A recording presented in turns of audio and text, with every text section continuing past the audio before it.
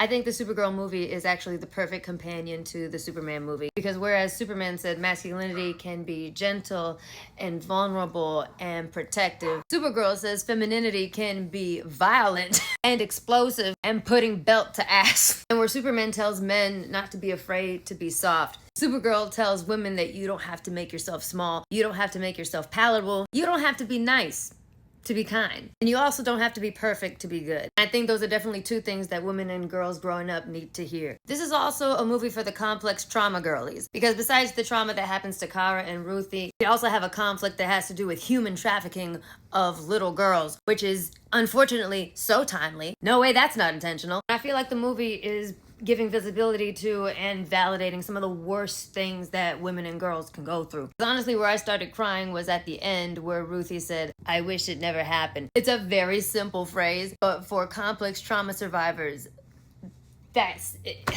it says so much. And that's also why I think the choice of the cover of Jimmy Eat World, the middle, I think that was a perfect choice. This is not a movie with world-ending stakes. It's not about that. It's about two girls that are working through trauma, and it is for some of us girls who are working through trauma, saying that your life is not over. There's so much more for you to do. It's going to be fine. So maybe for some of you, it wasn't the banger that you wanted, but for some of us, it was the touch that we needed. So honestly, I don't give a fuck. I didn't think it was as strong a movie as Superman, even though it was a really good movie. But I always want to examine my internal biases because we all have them. I want to ask myself, would I be saying that if the story was centered around a man instead? Would people that are shitting on it be saying the same thing if it was centered around a man instead? Because one of the thoughts I had while I was watching the movie at the premiere was, this is objectively a very good, very well scored movie, great action, great fight choreography. And I just know none of that is gonna matter because it's centered around a girl. Because again, and I talked about this back when the live action Little Mermaid came out, racist, bigoted motherfuckers on the internet, some of them